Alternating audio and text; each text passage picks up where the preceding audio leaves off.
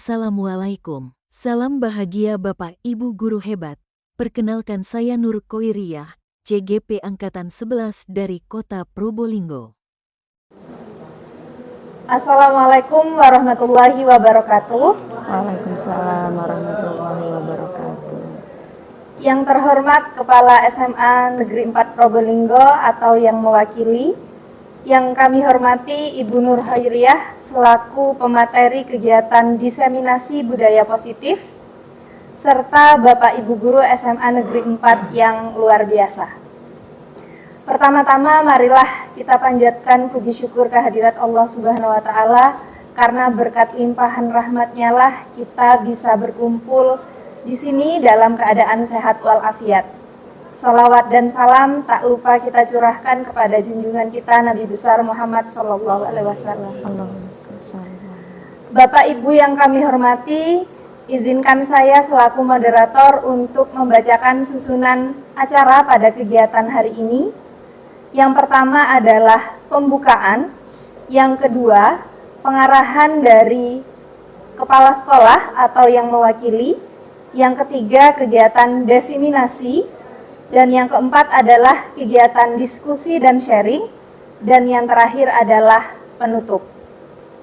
Baik Bapak Ibu, marilah kita buka acara pada pagi hari ini dengan bacaan basmalah bersama-sama. Bismillahirrahmanirrahim. Terima kasih. Memasuki acara yang kedua adalah pengarahan dari Kepala SMA Negeri 4 Probolinggo, yang pada kesempatan kali ini akan diwakili oleh Ibu Milatul Wafiroh SPD. Kepada beliau dipersilahkan.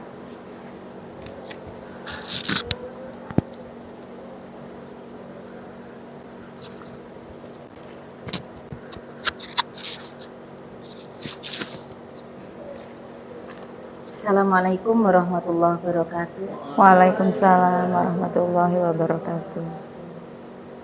Mohon izin ya Bapak Ibu dan anak-anak, saya dapat mandat dari Wakahumas tadi untuk mewakili pihak sekolah memberikan sambutan atau pengarahan di acara diseminasi budaya positif.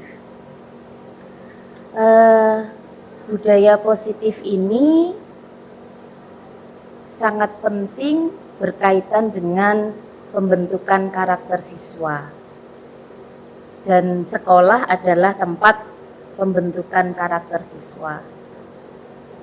Karena itu sekolah perlu mewujudkan budaya positif ini, dan budaya positif ini dapat terwujud atau tercipta kalau kita semua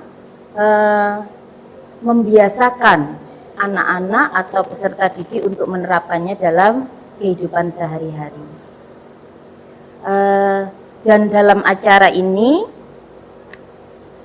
harapannya para Bapak Ibu guru, khususnya guru di SMA 4, tergerak lebih awal untuk menggerakkan peserta didik menerapkan budaya positif ini dan menerapkannya dalam kehidupan sehari-hari. Itu sambutan saya, nanti akan diseminasikan oleh Bu Khair selaku CGP di Angkatan 11. Demikian Bapak Ibu, monggo kita ikuti bersama diseminasinya. Saya akhiri, Assalamualaikum warahmatullahi wabarakatuh. Waalaikumsalam warahmatullahi wabarakatuh. Disampaikan terima kasih. Memasuki acara yang kedua, yakni diseminasi budaya positif, yang akan langsung disampaikan oleh pemateri kita, yaitu Ibu Nur Khairiyah. Kepada beliau dipersilahkan. Terima kasih. Mohon izin Bapak Ibu. Assalamualaikum warahmatullahi wabarakatuh. Mohon izin Ibu Mila selaku Wakil Kepala Sekolah, kemudian Bapak Ibu peserta diseminasi dari guru SMA Negeri 4 Probolinggo, kami mohon izin saya CGP Angkatan 11 kelas 181 Kota Probolinggo di modul 1.4. Jadi kami sudah melalui 3 modul. Di modul 1.4 ini tentang budaya positif kami mendapatkan pembelajaran, kemudian kami juga diminta untuk menyebarluaskan pengetahuan kami berkaitan dengan budaya positif. Jadi bukan berarti saya lebih tahu terlebih dahulu, insya Allah mboten, tapi ini hanya sekedar sharing ya Bapak Ibu. Jadi budaya positif insya Allah Bapak Ibu juga sudah paham semuanya, di dalamnya itu ada apa saja. Kemudian tentunya berkaitan dengan bagaimana saya dan Bapak Ibu sebagai guru di sekolah ini mampu atau memfasilitasi murid untuk melaksanakan budaya positif ini di sekolah kita tercinta. Adapun tujuan dari diseminasi hari ini yaitu kami sebagai CGP dapat menyampaikan pembelajaran dari penerapan konsep inti dari modul budaya positif serta pemahaman mengenai konsep-konsep inti dalam modul tersebut. Ini tujuannya nggih Bapak Ibu.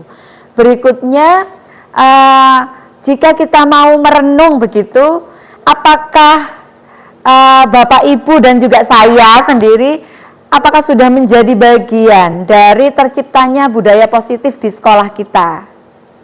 Mudah-mudahan sudah semua, nggih. Amin, nggih. Nah, ini adalah skema dari apa yang ingin kami sampaikan. Yang pertama di sana ada teori kontrol yang dikemukakan oleh William Glasser, di mana di teori kontrol ini kita sadar bahwa saya atau orang lain atau kita semua tidak bisa mengendalikan orang lain, tetapi kita hanya bisa atau mampu mengendalikan atau mengontrol diri kita sendiri. Kemudian di sana ada, mohon izin, di dalam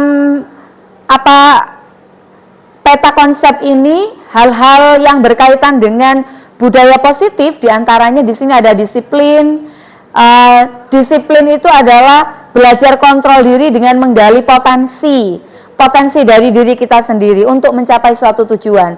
Kemudian nanti di sana akan ada teori motivasi, bahwa pada teori motivasi akan dibagi menjadi 3 bagian, yaitu motivasi untuk menghindari hukuman, motivasi untuk mendapatkan penghargaan, dan juga untuk menghargai diri sendiri. Nah, dari 3 motivasi ini dibagi menjadi 2 bagian, yaitu motivasi intrinsik dan juga ekstrinsik begitu. Kemudian berikutnya ada 5 posisi kontrol kita sebagai guru dalam menangani kasus siswa. Tentunya di lembaga kita, karena lembaga pendidikan, pasti banyak sekali gejolak yang muncul dari siswa atau dari murid begitu. Nah, 5 posisi kontrol ini yang kemudian nanti dari 5 ini manakah yang seharusnya atau yang tepat kita ambil ya, atau kita terapkan pada saat menangani kasus murid. Kemudian juga ada 5 kebutuhan dasar manusia, bahwa murid itu kalau melakukan pelanggaran ternyata ada alasannya. Nah, alasannya itu diantaranya karena dia ingin kebutuhan dasarnya terpenuhi. Diantaranya nanti akan ada 5 kebutuhan dasar manusia. Kemudian ketika menangani sebuah pelanggaran atau kasus murid, maka di sini ada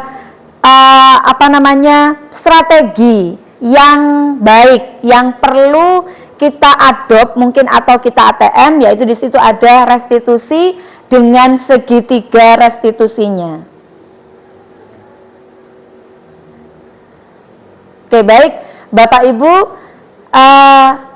ada 4 pernyataan pemantik ini ya, bukan pertanyaan. Apakah Bapak Ibu setuju ataukah justru tidak setuju dengan 4 pernyataan ini? Yang pertama, hukuman di sekolah dapat mendisiplinkan anak. Ada yang setuju, ada yang tidak. Oke. Yang kedua, pemberian hukuman dengan hal positif seperti membaca atau membersihkan halaman dapat meningkatkan disiplin anak. Setuju. Next, yang ketiga, memberi penghargaan dapat meningkatkan motivasi belajar anak. Tidak. Sangat setuju Bu Puji. Ada tidak setuju. Kemudian yang keempat, membuat anak merasa bersalah, memberi dampak lebih ringan dibanding menghukum. Tidak setuju. Setuju. Tidak setuju. Oke, mari kita akan membahasnya. Pada teori motivasi perilaku manusia dibagi menjadi 3 bagian: hukuman, penghargaan, dan menghargai diri sendiri.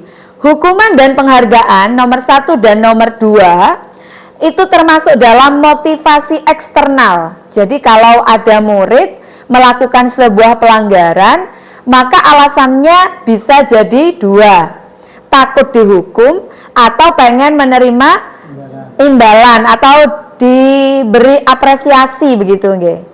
Nah, namun motivasi ini masuk pada kategori motivasi eksternal.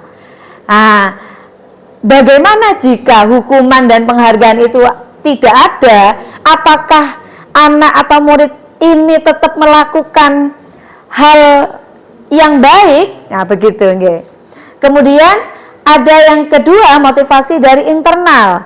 Jadi melakukan sesuatu hal yang positif bukan ingin dipuji, bukan karena takut dihukum, melainkan sebagai penghargaan atas dirinya. Nah, itu yang motivasi internal yang kemudian tujuan disiplin positif itu akan tercapai. Begitu. Bisa dilanjut nggih? Terima kasih. Nah, menurut Alfikon pada tahun 1993, penghargaan itu ternyata berlaku sama dengan hukuman.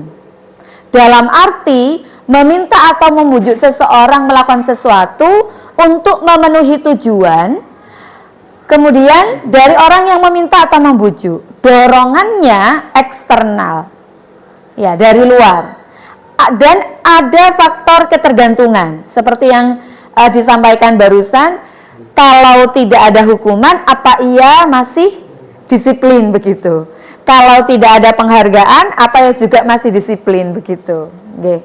Kemudian ternyata penghargaan itu juga barusan sama dengan hukuman.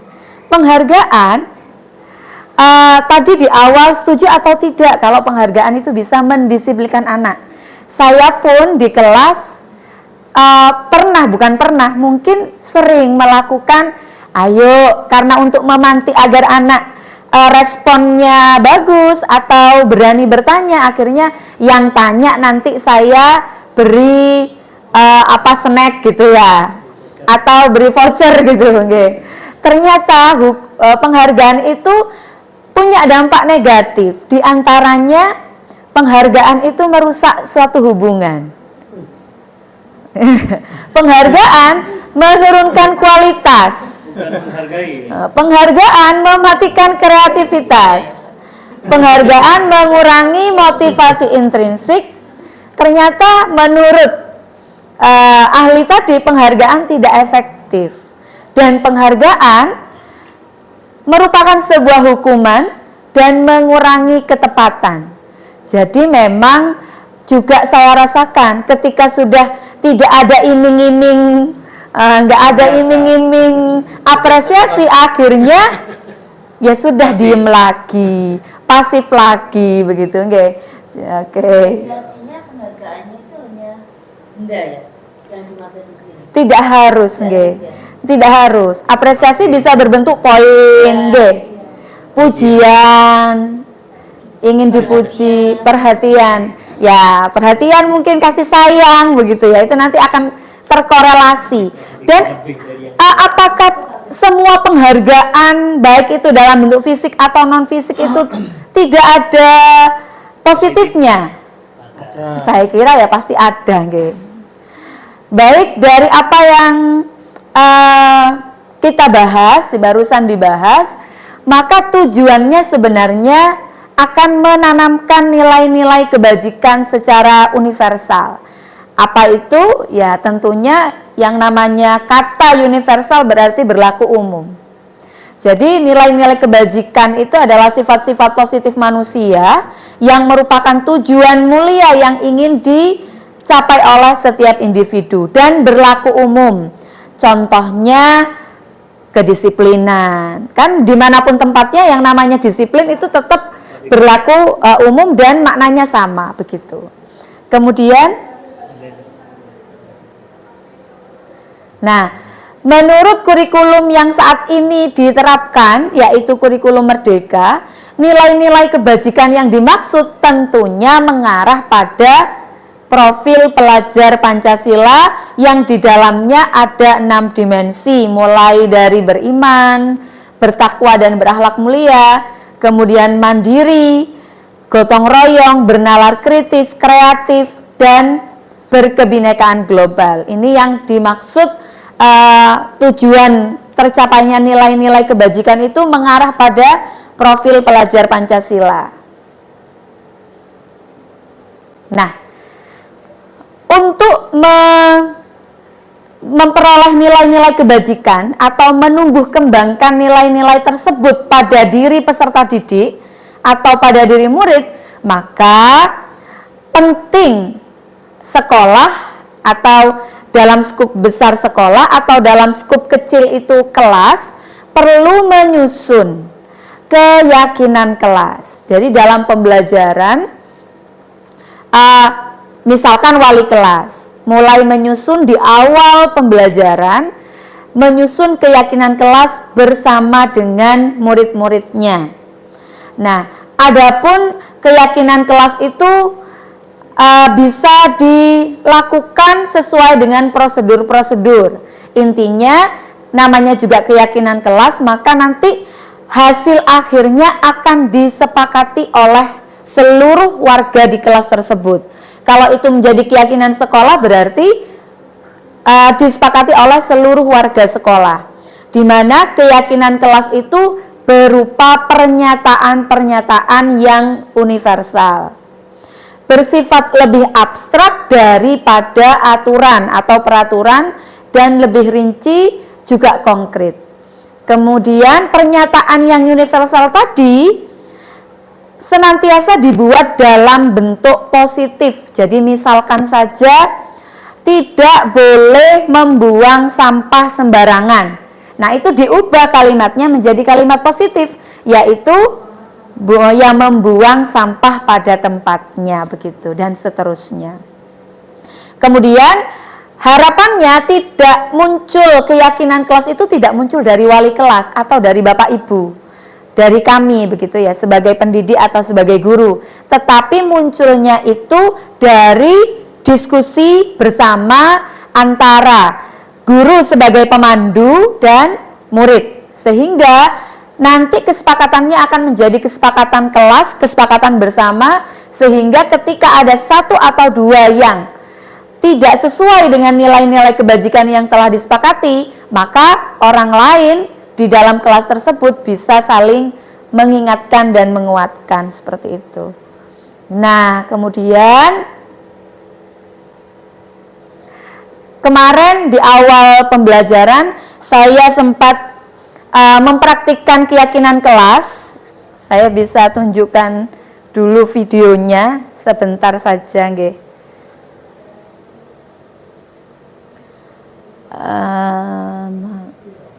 Jadi kebetulan saya menjadi wali kelas 10E.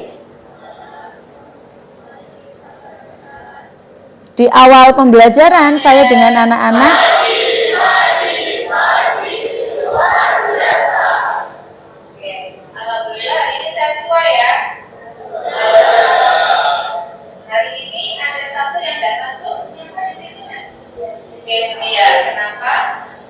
ya, ini masih pengantar, saya bisa percepat.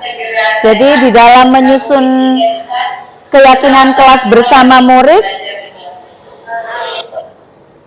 ini menyapa dengan ice breaking.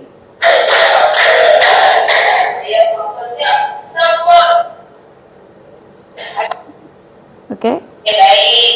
Nah, kita akan punya sticky note. Ya, silakan kalian nanti minta tolong bisa dibagikan.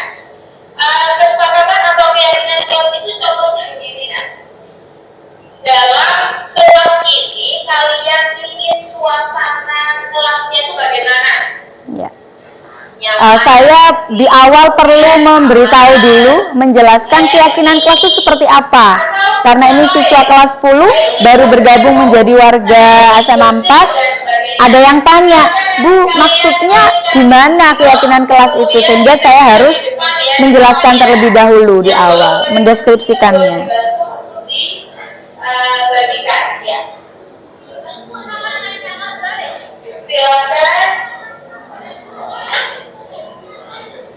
Oke, saya percepat nggih. Kemudian memberi kesempatan anak-anak untuk menuliskan keyakinan kelas yang mau dia sampaikan, ide gagasannya ke dalam sticky note. Lalu setelah menuliskan, anak-anak menempelkan gagasan yang sudah tertulis tadi di depan.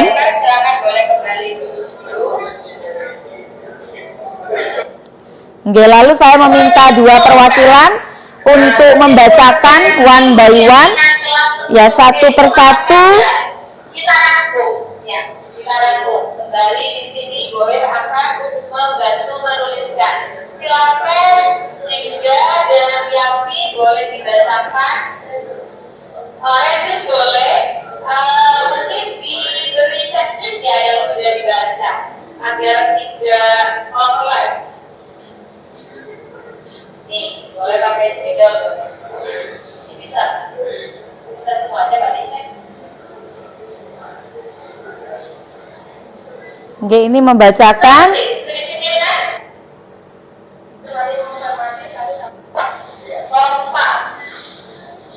Ya, saya hanya membantu merangkum saja dari kalimat yang muncul di sana, dan akhirnya di finalnya muncullah 10 keyakinan kelas.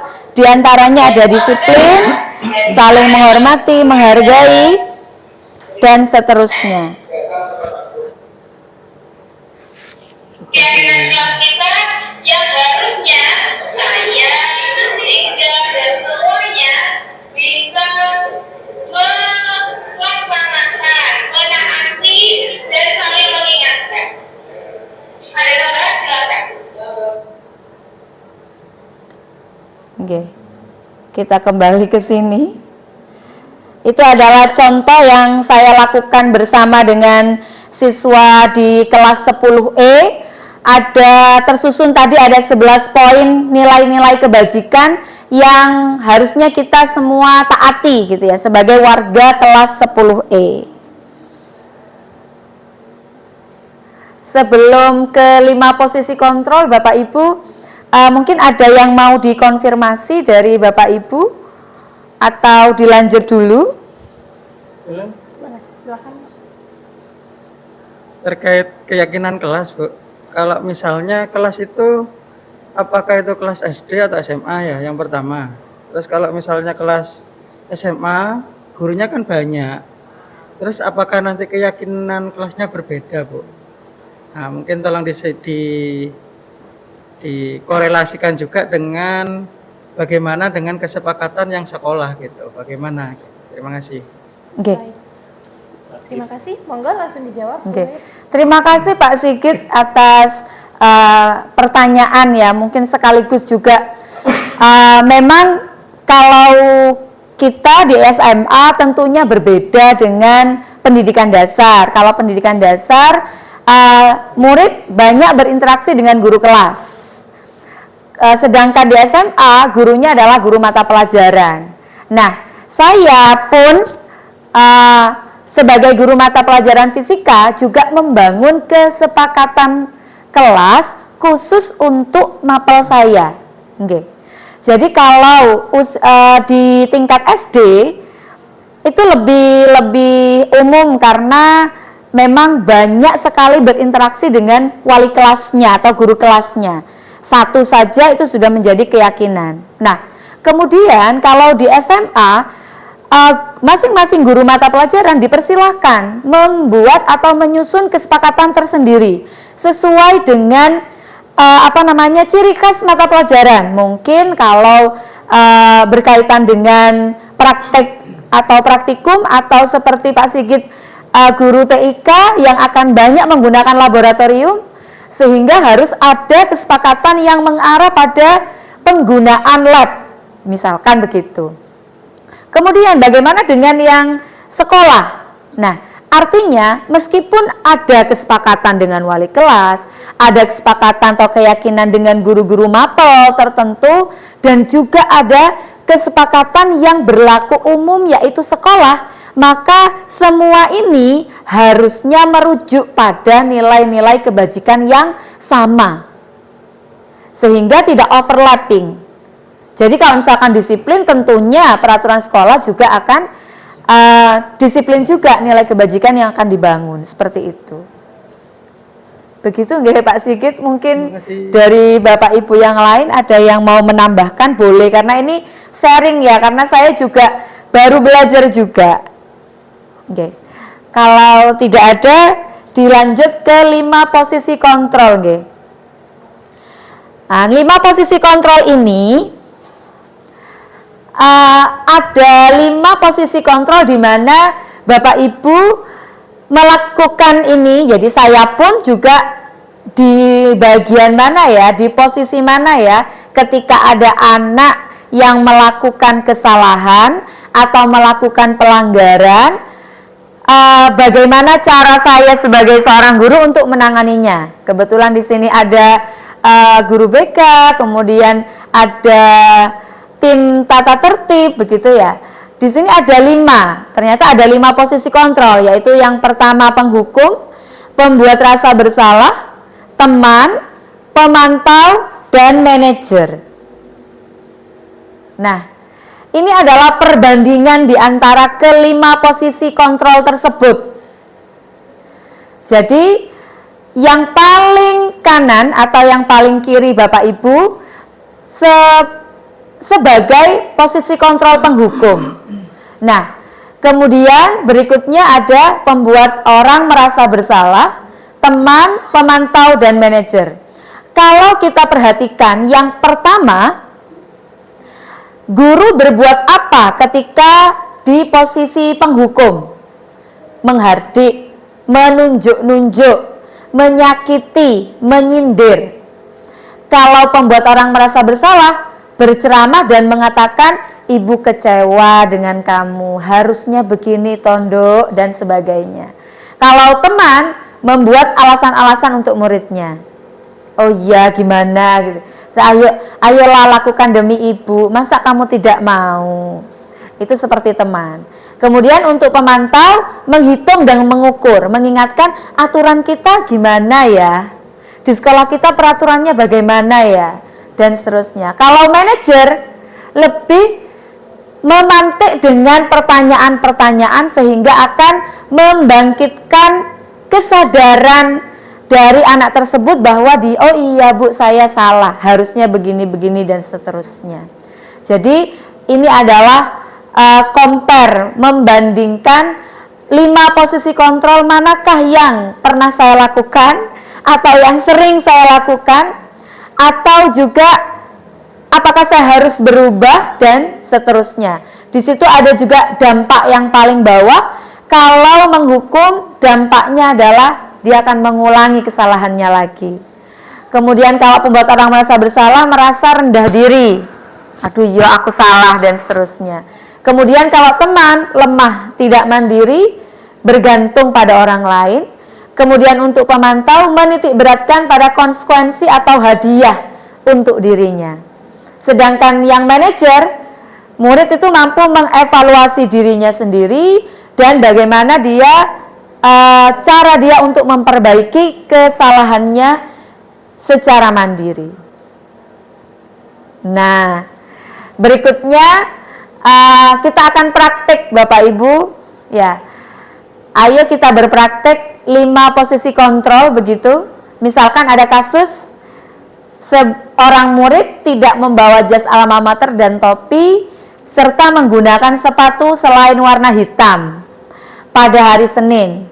Kalau kita lihat di peraturan sekolah kita, setiap hari Senin kan murid wajib menggunakan jas alma mater, menggunakan topi, kemudian dasi, dan juga sepatunya harus hitam.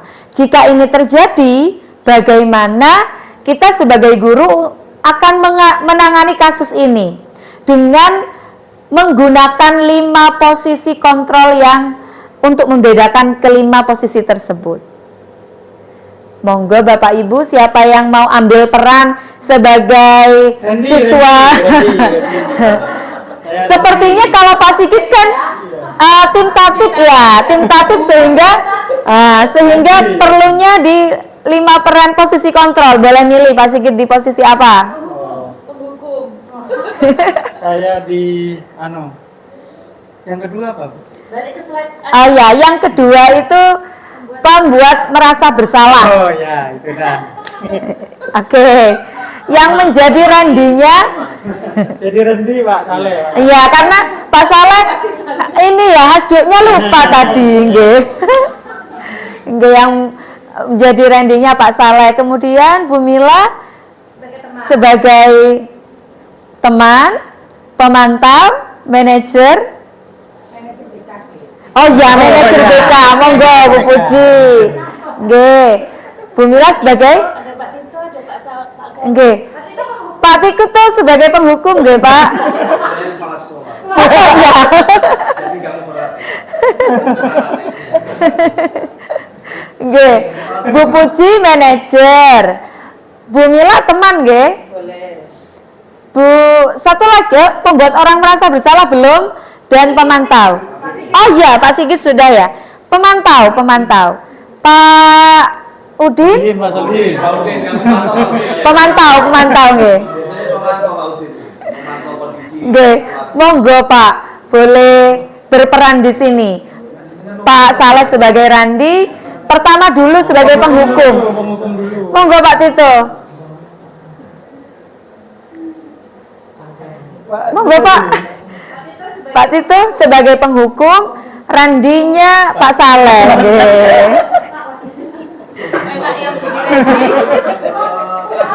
Nggih. Ayo Randy. Ya. Randy.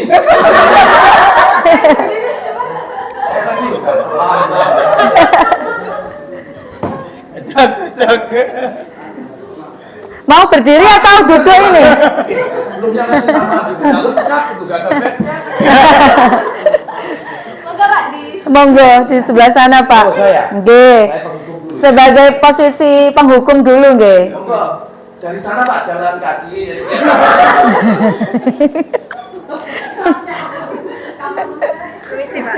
Biar lebih itu Oh iya.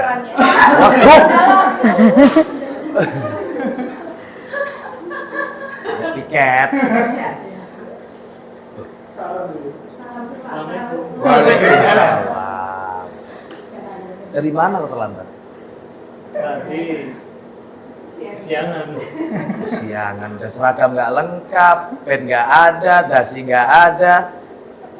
Udah, sekarang kamu turun, pusat 10 kali. Ini buat banyak kesalahan ini. Udah, ke Pak Sigit dulu, ke Tatip sana. Ya. Terima kasih. Oke, terima kasih Pak Tito. Berikutnya pembuat orang merasa bersalah. Monggo Pak Sigit. Ngapunten Pak Saleh masih berlanjut. Karena semua adegan Pak. Nggih. Monggo Pak Sigit.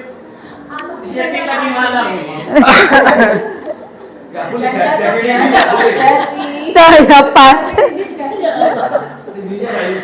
Berceramah lagi ya. Monggo Pak Saleh sebagai Randi bisa berdiri lagi Pak. 5 kali Pak.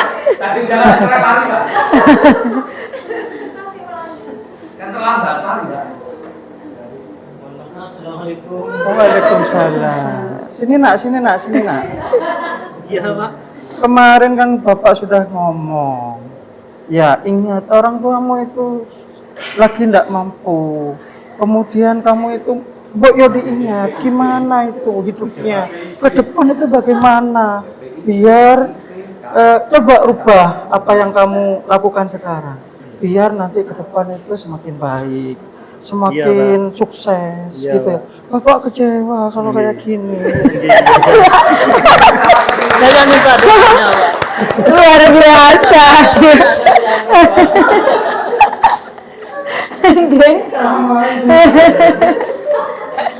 Nggih. Monggo berikutnya Bu Mila nggih sebagai teman. Mau duduk aja Pak Saleh. Temannya Randi.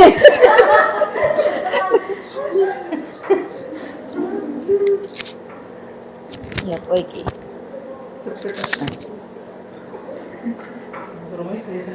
Waalaikumsalam. Randi, dari mana nak? Ini barusan dari kamar mandi. Kok ini kan sebentar lagi upacara dan hari Senin. Iya. Kok nggak pakai dasi? Atributnya mana yang lain-lain? Jas alma mater. Virusnya belum saya cari. Kita punya uang di sini. Hari Senin berikutnya bawa ya, dilengkapi ya.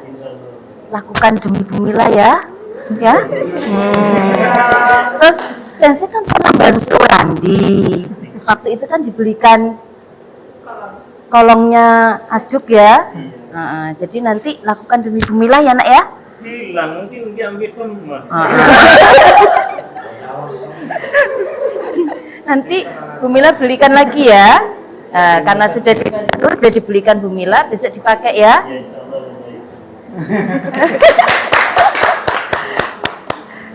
Luar biasa. Nggih. Posisi kontrol yang keempat, pemantau. Monggo Pak Udin sebagai pemantau. Nyun sewu. Ngapunten Pak. Ngapunten Randi. Masih berperan lagi. Nyun sewu Pak, ini dijepit di terbalik Pak. Nyun sewu nggih. Berarti Randi ini sering membuat pelanggaran. Assalamualaikum Bapak. Waalaikumsalam. Kelas 10 saya memantau seperti ini. Kelas 11 seperti ini lagi. Kelas 12 seperti ini lagi. Bagaimana nanti masa depanmu? Sedangkan visi misi kita itu seperti ini.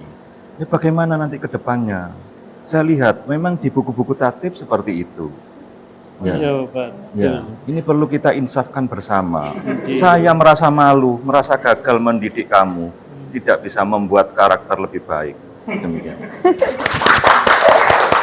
Terima kasih Pak Udin. Satu lagi Pak, ngapunten.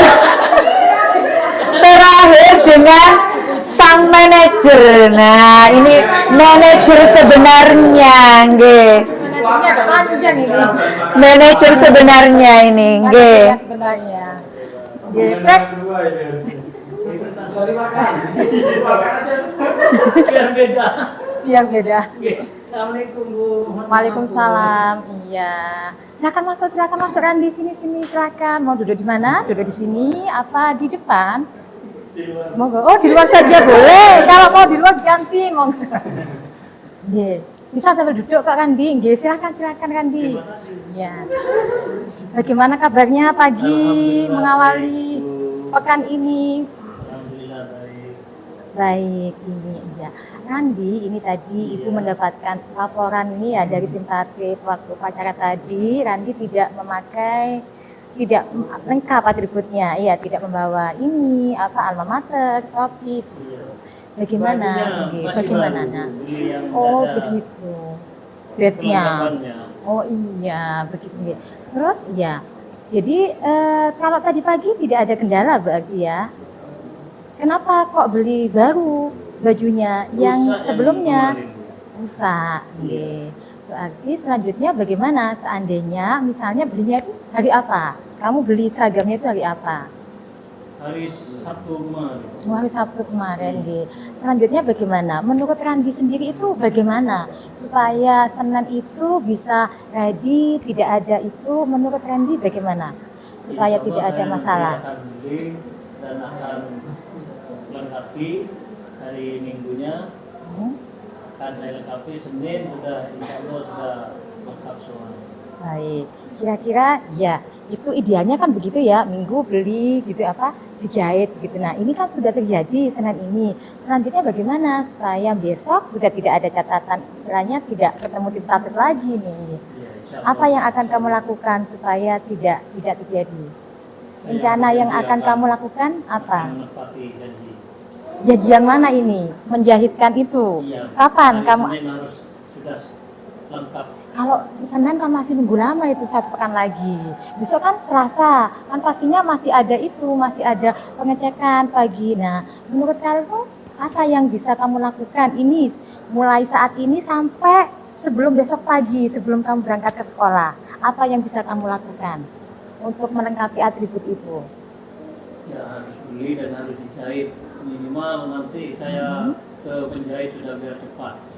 Oh gitu ya, bisa ya? Oh ya, alhamdulillah. Ya, Ibu salut, Ibu bangga kepada Randy yang sudah mampu ya menyelesaikan masalahnya sendiri ya. Sanggup ya? Pulang sekolah nanti ya mencari. Oke, terima kasih ya. Ya, Ibu yakin dan percaya Randy bisa. Terima kasih Bu. Sama-sama ya. Ya, terima kasih. Terima kasih Pak Sigit sebagai fungsi kontrol penghukum, merasa bersalah tadi nggih. Kemudian Pak Tito memposisikan sebagai penghukum, kemudian Pak Udin tadi sebagai pemantau, teman diperankan oleh Bu Mila, dan manajer oleh Bu Puji, karena pas kalau Bu Puji memang guru BK sehingga sudah sangat fasih ya memerankan sebagai manajer. Dan terima kasih Bapak Pak Saleh sebagai aktor hebat dengan 5 kali pemeran yang berbeda-beda nggih. Terima kasih Bapak Ibu, luar biasa. Dan kalau kita merenung nggih, saya pun pernah melakukan 5 hal tadi. Penghukum iya, teman iya, pembuat rasa bersalah iya, sampai dengan manajer. Yang manajer ini mungkin jarang-jarang nggih, karena udah gak terantan ya. Terlalu lama gitu. Oke, baik. Berikutnya kita ternyata murid-murid kita atau mungkin juga anak-anak kita di rumah ketika melakukan sebuah pelanggaran itu pasti ada alasannya. Alasannya ada mereka ingin kebutuhan dasarnya terpenuhi. Kebutuhan dasar manusia itu terbagi menjadi 5. Yang pertama, ingin disayang atau ingin mendapatkan kasih sayang dan rasa diterima. Sehingga mungkin kalau anak kecil itu dia banyak tingkahnya kemana-mana ya, apalagi yang kinestetik ya, pengen diperhatikan. Oh gitu ya, masih ingat dengan beberapa tahun yang lalu ya Pak Tito nggih. Kemudian selain itu ada juga yang bertahan hidup. Jadi misalkan kenapa kok di kelas dia sering malakin sangu temannya Ya bisa jadi karena memang kebutuhan dari rumah tidak sarapan karena kondisi ekonomi mungkin terbatas dan seterusnya. Nah, kemudian ini yang bertahan hidup. Kemudian penguasaan. Nah, penguasaan ini berkaitan dengan apa yang ingin dia kuasai. Misalkan materi, pelajaran. Saya nggak bisa ya pelajaran bahasa Inggris seperti saya. Kalau di SMA dulu paling takut kalau sudah nemu ketemu dengan pelajaran bahasa Inggris. Karena guru saya dulu, ayo satu giliran begitu ya. Bukan hanya disuruh membaca tapi menjawab sebuah pertanyaan di dalam LK. Waduh, saya sudah redek. Akhirnya berulah karena saya nggak punya kompetensi di situ, kurang pemahaman saya sehingga akhirnya ada saja alasan ya nggak masuk mungkin dan sebagainya. Kemudian karena saya merasa senang, saya butuh dengan kesenangan tersebut dan juga kebebasan. Saya pengen bebas kok. Masa sih Bu saya harus duduk terus di bangku saya gitu ya. Terus-terusan duduk, saya bosan. Ayolah sekali-kali keluar. Akhirnya Bu permisi izin ke toilet. Lama nggak ada kabar gitu kan. Loh ini sudah 10 menit kok nggak balik-balik ya, kok nggak balik-balik. Ternyata sebentar Bu. Ketika kembali ditanya, kok lama sekali Nak? Iya Bu, masih lapar tadi, akhirnya mampir dulu ke kantin ya. Begitu, nggih. Nah, ini adalah perilaku-perilaku yang sebagai contoh bahwa orang akan perlu untuk kebutuhan dasarnya terpenuhi. Contohnya tadi memukul teman yang menghinanya karena dia ingin punya power. Menyebarkan gosip tentang teman sekelas. Dia pengen disayang oleh teman sebenarnya karena dia ngerasa terkucilkan dan sebagainya. Ini hanya beberapa contoh. Contoh real pasti banyak terjadi di kelas-kelas Bapak Ibu begitu. Okay. Bisa di next. Nah, ini adalah bagian dari cara menangani kasus atau hal-hal yang terjadi di dalam sekolah atau dalam kelas. Ada yang namanya restitusi. Apa itu restitusi? Menurut Gosen tahun 2004 bahwa restitusi merupakan proses kolaboratif yang mengajarkan murid untuk mencari solusi atas masalah mereka dan membantu murid untuk berpikir. Jadi solusi itu bukan berasal dari orang lain, melainkan solusi berasal dari mereka sendiri. Dengan tentunya posisi yang dipakai adalah posisi manajer. Nah, dan tindakan yang dilakukan dibahas dalam segitiga restitusi. Nah, jadi sebelum ke segitiga restitusi ada 9 ciri-ciri restitusi, mulai dari belajar dari kesalahan, bukan menebus kesalahan, memperbaiki hubungan, kemudian menawarkan, bukan memaksa. Restitusi itu adalah cara terbaik. Kemudian menuntun untuk melihat ke dalam diri, mencari kebutuhan dasar yang mendasari tindakan, berfokus pada karakter, bukan pada tindakan, berfokus pada solusi, dan mengembalikan murid yang berbuat salah pada kelompoknya. Jadi dari hasil penelitian yang masih berdampak positif, caranya adalah dengan cara restitusi seperti itu. Nah, cara restitusi itu ada 3 poin penting. Yang pertama adalah menstabilkan identitas. Sebelah bawah ini menstabilkan identitas. Setiap orang pasti pernah melakukan kesalahan. Kamu bukan satu-satunya yang pernah melakukan ini. Ini adalah pernyataan yang mendukung tahap pertama, yaitu menstabilkan identitas. Kemudian tahap yang kedua adalah validasi tindakan yang salah, di mana di sana ada pertanyaan, adakah cara yang lebih efektif untuk mendapatkan apa yang kamu butuhkan. Kemudian kamu tentu punya alasan mengapa melakukan hal ini.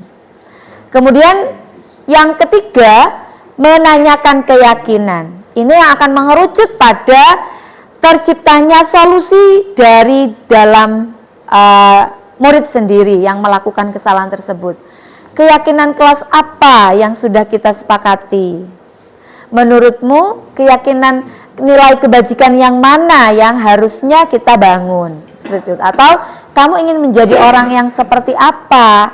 Dan seterusnya. Ini adalah segitiga restitusi. Nah, ini contoh perkataan guru ketika melaksanakan segitiga restitusi yang bagian pertama atau tahap pertama menstabilkan identitas. Mulai dari berbuat salah itu hal yang manusiawi. Tidak ada manusia yang sempurna.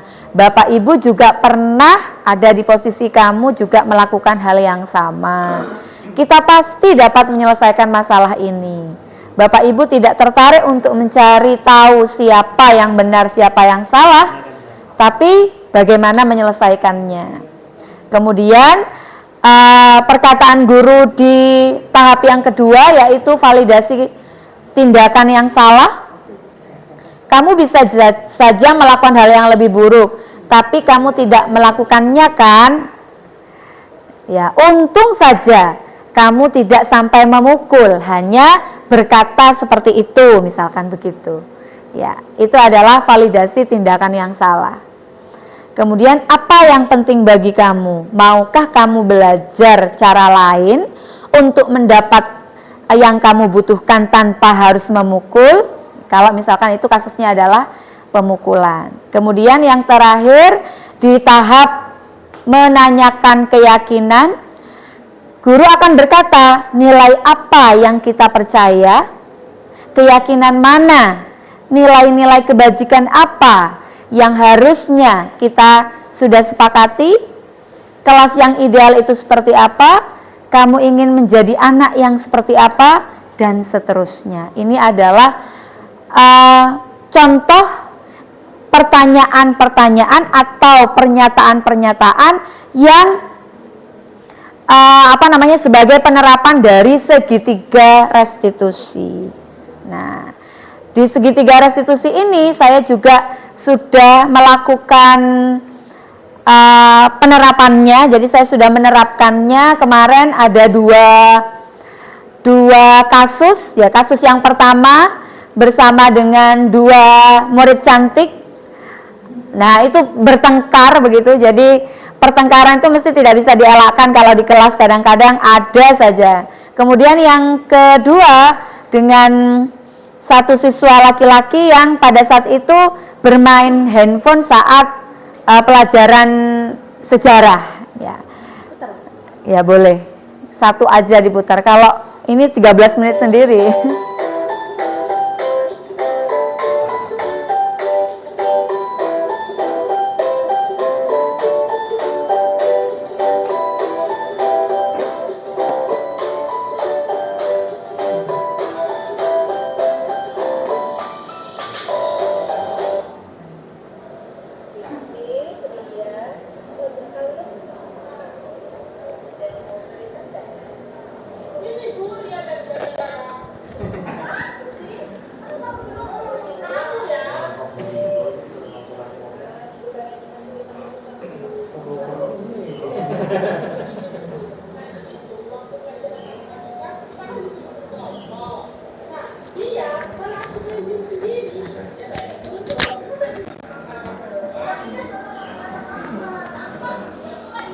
Sama sebenarnya di LCD-nya.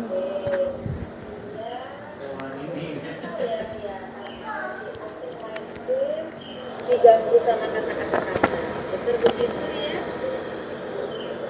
Pipit juga masih ngerasa sebel. Kenapa? Karena harusnya bekerja kelompok, ternyata dia main game ya, gitu ya.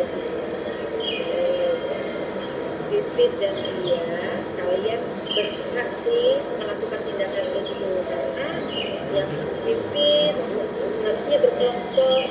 Kita melihat-lihat seperti itu. Dia pun masih ternyata juga diganggu dengan kata-kata. Itu juga dulu pernah melakukan hal yang sama ketika lagi senang-senang bermain, ternyata ada yang gak. Tapi apa kita akan terus-menerus melakukan hal yang baik. Bibi, Ria, selain nanti ada terus, ada hal lain nggak yang kalian lakukan, hal yang terjadi selain itu? Untung kalian masih bisa emosi ya, tidak sampai kontak fisik.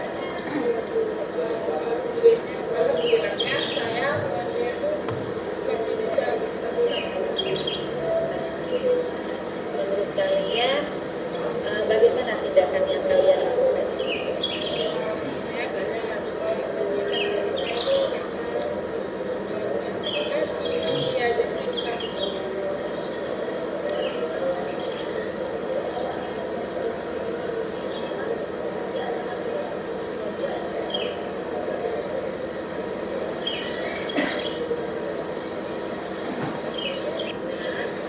Apakah menurut kalian tindakan ini sudah sesuai dengan keyakinan kelas?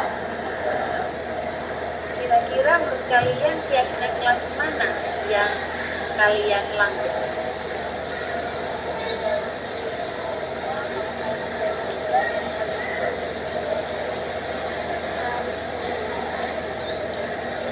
Oke, Titik apakah Titik yakin kalau saling menghargai itu sangat penting dalam berkomunikasi, bahasa santun, menggunakan kalimat-kalimat yang positif? Apakah yakin dengan sikap tersebut itu penting? Lantas Ria, apakah menurut Ria bertanggung jawab itu perlu ditumbuhkan dalam diri kita?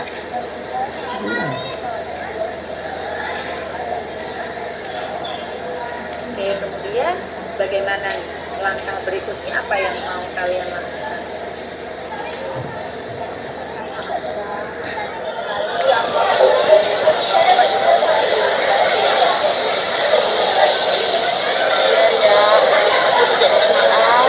Soalnya kata-kata aku tadi itu kasar, terus aku kedepannya bakal lebih seperti itu. Oke, alhamdulillah. Ibu senang sekali Titin, Ria bisa menyelesaikan masalah kalian sendiri dengan ya tidak ada lagi perpisahan. Ya, semoga ke depan kita semua bisa lebih baik lagi ya. Oke, makasih juga.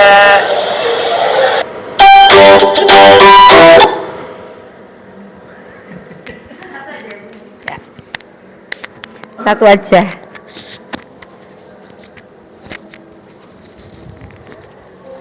Balik.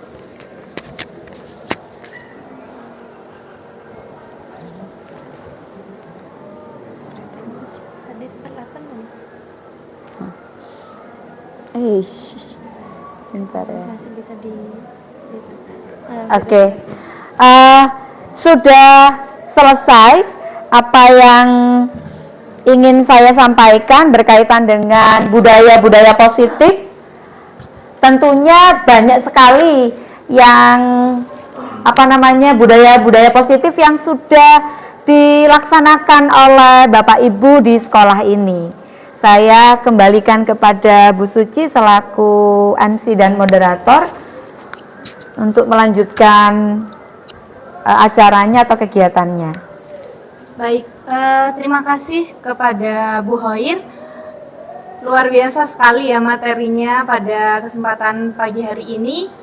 Untuk itu kami minta aplaus dulu dari Bapak Ibu semuanya.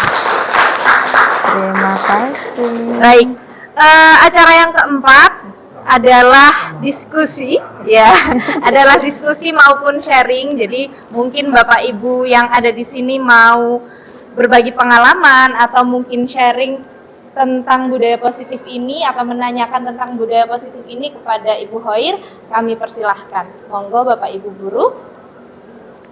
Ada yang mau bertanya kah? Atau ada? Silahkan.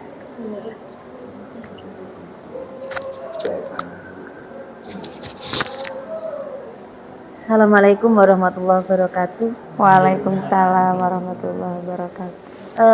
Saya sangat merasa mendapat banyak ilmu.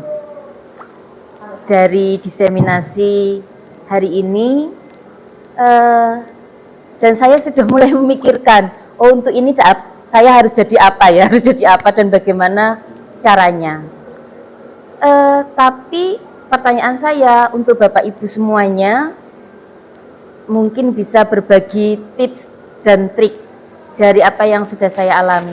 Pernahkah Bapak Ibu guru, walaupun sudah memposisikan sebagai manajer, tapi dan sudah beberapa kali treatment, tapi Bapak Ibu guru masih merasa gagal? Ini kasus Demikian. yang baru. Kasus baru. Pengalaman. Baik, terima kasih untuk Bu Mila atas pertanyaannya. Mungkin sebelum ke Bu Hoin, Bapak Ibu guru yang lain mau sharing terkait pengalaman dari Bu Mila selaku wali kelas. Jadi sudah dilakukan beberapa treatment, ternyata belum ketemu solusinya, sehingga Bu Mila sendiri selaku wali kelas kok merasa gagal begitu. Mungkin Bapak Ibu guru yang ada di sini mau menyampaikan atau berdiskusi dulu, baru nanti yang terakhir ke Bu Hoin. Monggo. Di sini Bu Puji sepertinya sudah gitu. banyak pengalaman ini.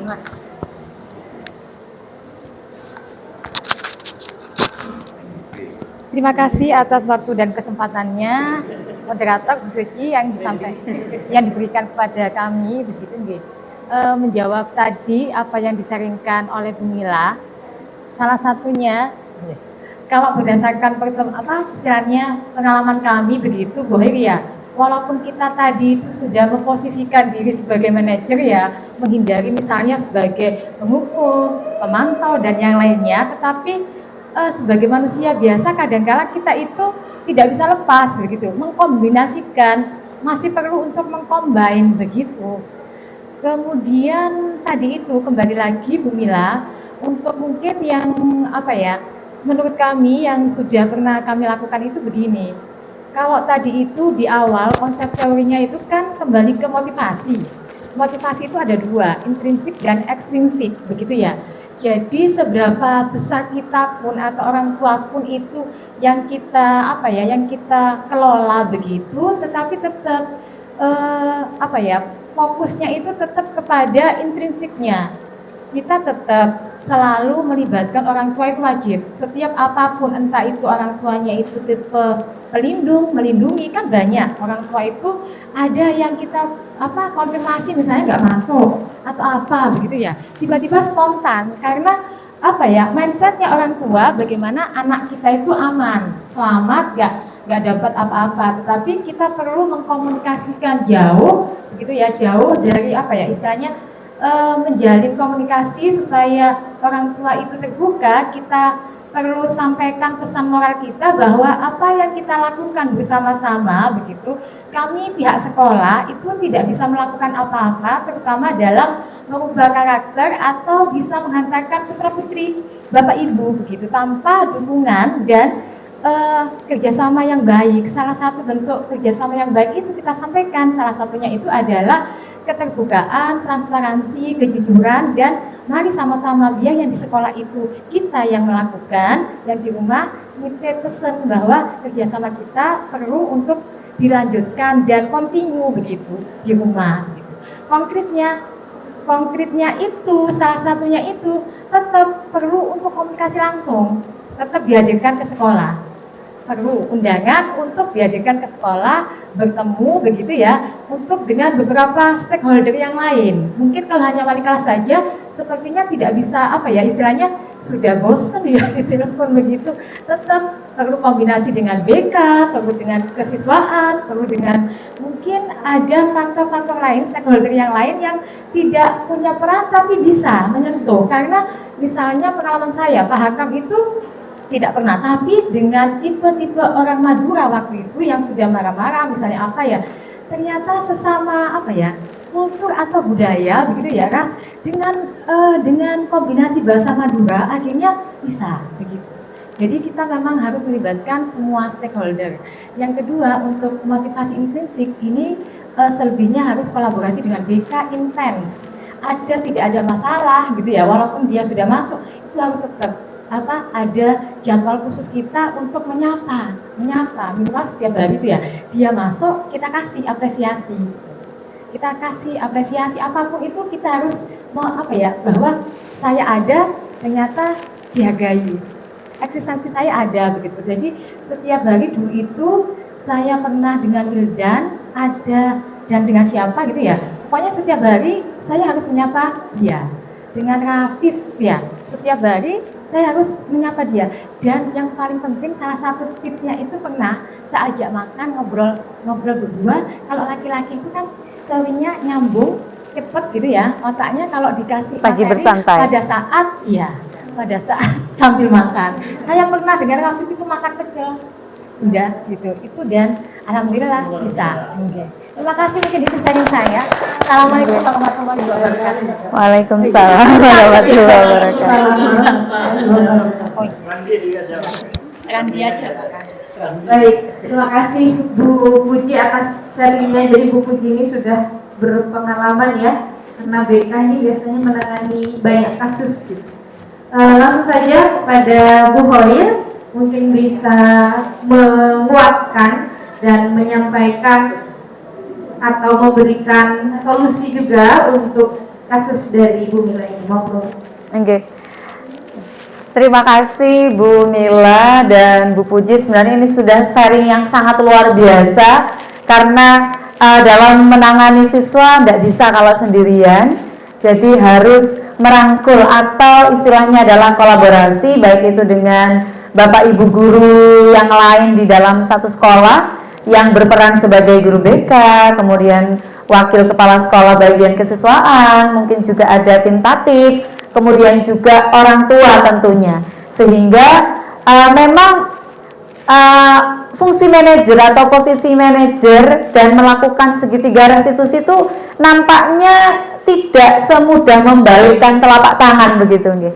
Tidak semudah itu, tetapi tetap saya sepakat tidak melulu segitiga restitusi atau tidak melulu posisi manajer. Suatu ketika ada momen-momen yang mengharuskan saya atau Bapak Ibu menggunakan posisi yang lain atau justru mengkombinasikan. Jadi memang bukan mutlak yang paling benar adalah posisi manajer, tetapi tergantung pada situasi dan juga kondisi.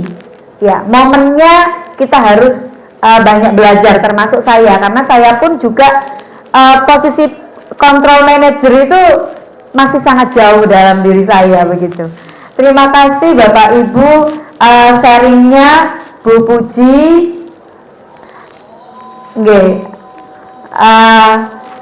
Atas sharing yang dari pengalaman yang sangat luar biasa, dan Bu Mila dan juga Bapak Ibu rekan-rekan semua, mudah-mudahan sekaligus menutup barangkali Bu Suci, ini sudah selesai apa yang sudah kita bahas, dan mungkin saya akan menutup dengan semangat ya, semangatnya karena kita SMA 4, jargonnya insya Allah sudah hafal semua, tetapi ada tambahan. Kalau semapa kreatif, kalau saya mengatakan budaya positif, tumbuhkan, galakkan, begitu nggih. Galak ya. Digalakkan. Iya. Oke, baik Bapak Ibu, untuk menutup kegiatan diseminasi pada siang hari ini, sebelum saya serahkan kepada MC atau moderator, mari untuk membakar semangat di siang ini kita akan membakar semangat dengan jargon SMA Negeri 4. Semangat kreatif. Kita semapa sekolah para juara. Budaya positif. Tumbuhkan, galakkan. Terima kasih Bapak Ibu semua. Saya kembalikan kepada Bu Suci. Baik, terima kasih Bu Hoir atas pemaparan yang luar biasa. Baik Bapak Ibu guru, agar kegiatan kita pada hari ini berkah, untuk kita semuanya dan terutama untuk anak didik kita, marilah kita tutup acara ini dengan berdoa bersama, dan doa akan dipimpin oleh Bapak Saleh SAG. Pada Pak Saleh dipersilahkan. Sudah berubah ini sudah berhasil. Terima kasih. Mari kita tutup dengan membaca doa. Semoga apa yang disampaikan ini bermanfaat bagi kita dan bermanfaat juga kepada anak kita. Dan mudah-mudahan kegiatan ini dinilai tercatat sebagai amal kebaikan ini untuk Allah. Amin Allahumma amin. Bismillahirrahmanirrahim. Nabi Rasulullah sallallahu alaihi wasallam. Al-Fatihah. A'udzu billahi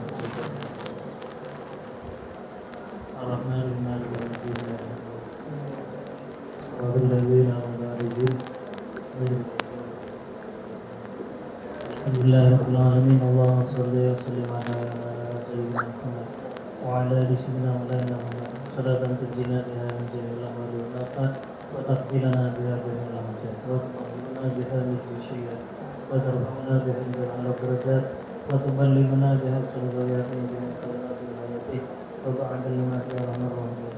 Allahumma rabbana zalamna anfusana wa in lam taghfir lana wa tarhamna lanakunanna minal khasirin. Allahumma rabbana atina fid dunya hasanah wa fil akhirati hasanah wa qina adzabannar. Subhana rabbika rabbil izzati amma yasifun wa salamun alal mursalin walhamdulillahi rabbil alamin. Assalamualaikum warahmatullahi wabarakatuh. Waalaikumsalam warahmatullahi wabarakatuh. Disampaikan terima kasih. Kami akhiri acara pada hari ini. Kurang lebihnya mohon maaf. Dan sebelum meninggalkan ruangan, mohon berkenan untuk foto bersama terlebih dahulu. Terima kasih. Assalamualaikum warahmatullahi wabarakatuh.